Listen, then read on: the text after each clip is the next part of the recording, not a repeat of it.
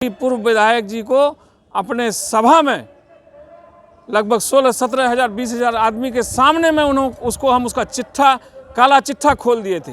अगर इसी तरह से अवैसी साहब और बिहार के सदर अख्तरुल ईमान साहब और उसके आदमी कोई भी बात आज के बाद से बोलेगा तो अख्तरुल ईमान का भी काला चिट्ठा खोलूंगा मैं, असदुद्दीन अवैसी का भी चिट्ठा खोलूंगा।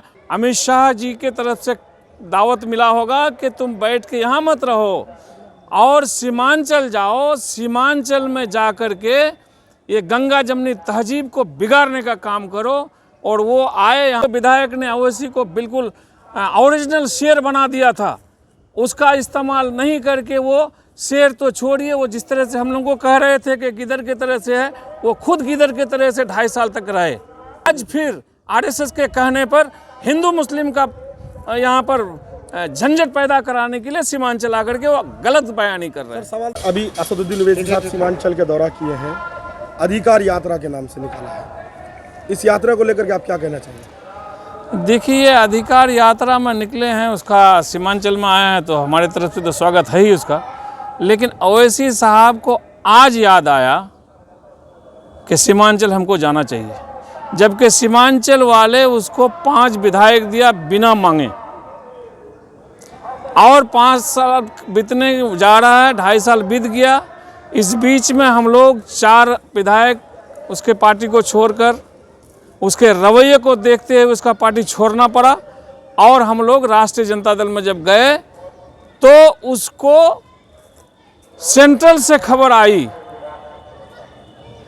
सेंटर मतलब भाजपा के लोगों से खबर आई, अमित शाह जी के तरफ से दावत मिला होगा कि तुम बैठ के यहाँ मत रहो और सीमांचल जाओ, सीमांचल में जा कर के ये गंगा जमनी तहजीब को बिगाड़ने का काम करो। और वो आए यहाँ पर, अपना जो कुछ दिन पहले वादा मुआहदा करके गए थे उसको इस बात का कोई एहसास नहीं, और आकर के सिर्फ और सिर्फ 4 विधायक को अभद्र शब्द और बद्दुआ दे के गई। अगर बद्दुआ से, चमार का बद्दुआ से अगर मवेशी मरे तो ये डेली लोग बद्दुआ करेगा। तो उसको तो चाहिए कि अच्छी बात को जिस तरह से बोल के आए अपनी ज़बान से, ये छोटी बात को न निकालें।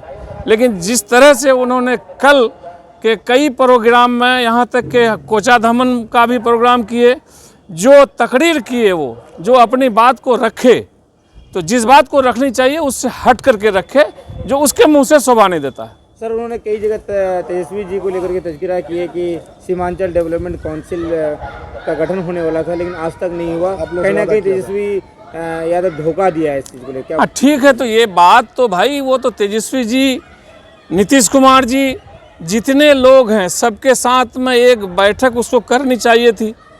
और उसके पास 5 विधायक भी था, आकर के पटना में बैठते और पटना में बैठ कर के हम 5 विधायक के साथ में जा कर के उसके साथ में एक मीटिंग करनी चाहिए थी कि हमारे सीमांचल से 4 विधायक आया है जीत कर के, हमारा हक 4 विधायक का बनता है, 5 विधायक का सीमांचल में, तुम 2 क्या देते हो। लेकिन उसको तो फुर्सत नहीं, और अवक तवक आकर के अब आके बयान देते हैं कि हमारा अब तेजस्वी ऐसा है तो नीतीश कुमार ऐसा है।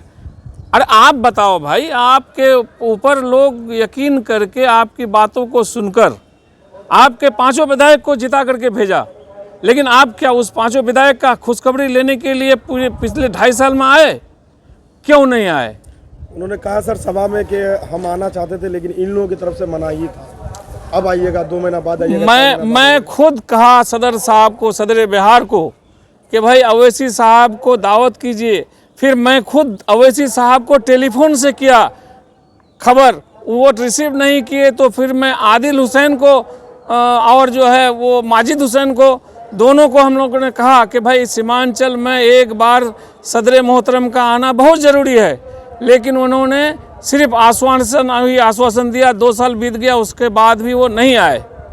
और हम लोगों को जो प्रताड़ित किया जा रहा था, पब्लिक के तरफ से भी, गार्जियन के तरफ से भी, हुकूमत के तरफ से भी और प्रशासन के तरफ से भी, हम लोग बर्दाश्त नहीं कर सके। चूँकि हम लोगों को जनता वोट बहुत उम्मीद के साथ दिया था, बहरहाल हम लोग बर्दाश्त नहीं कर सके और लोगों को के काम पर उतरने के लिए हम लोगों ने भाजपा से बचने के लिए सरकार जो भाजपा बना सकती थी उसको हम लोगों ने तोड़ा और महागठबंधन की सरकार को बनाने का काम सर किया। वो कई सभाओं में ये बोले कि ये लोग अपना पार्टी छोड़ के गए लेकिन काम कुछ भी नहीं कर रहे हैं कि जो जितने क्योंकि रूटीन वर्क ही कर रहे हैं आप लोग, उनका कहना है कि रूटीन वर्क कर रहे हैं, उसके अलावा तो कुछ लेके आए नहीं, तो फिर क्या फ़ायदा जाने का।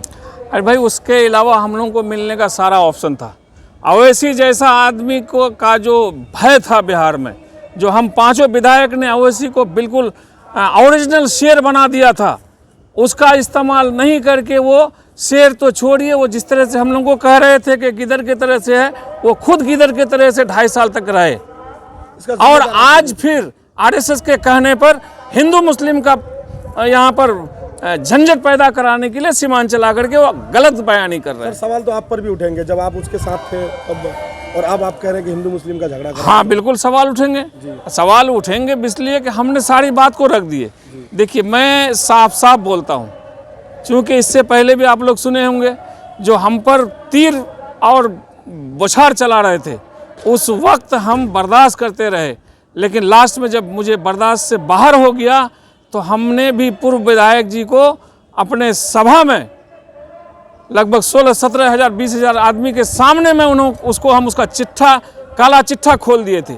अगर इसी तरह से अवैसी साहब और अवैसी बिहार के सदर अख्तरुल ईमान साहब और उसके आदमी कोई भी बात आज के बाद से बोलेगा तो अख्तरुल ईमान का भी काला चिट्ठा खोलूंगा मैं, असदुद्दीन अवैसी का भी चिट्ठा खोलूंगा। वो बिहार में नहीं पूरे हिंदुस्तान में क्या क्या कर रहा है मुझे सब मालूम है। आप पार्लियामेंट में बैठते हैं साहब, लेकिन आपके बगल में जितना एमपी रहते हैं बैठे हुए, आपसे किसी की गुफ्तगू नहीं होती है, अकेले आप रहते हैं। वजह क्या है बताइए पहले।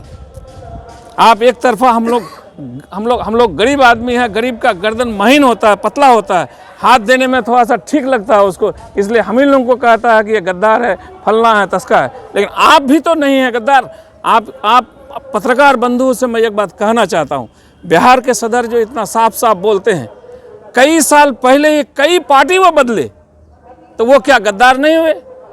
वो गद्दार नहीं हुए। मैं फिर से कहना चाहता हूँ कि वो रहते हैं शीशे के घर में, दूसरे का घर में पत्थर फेंकना बंद करे, वरना उसका भी मैं चिट्ठा खोलूंगा, उसके पर भी पत्थर गिर जाएगा, उसका शीशा का घर टूटेगा, अवैसी साहब का भी शीशा का घर टूटेगा और उसका भी काला चिट्ठा खुलेगा।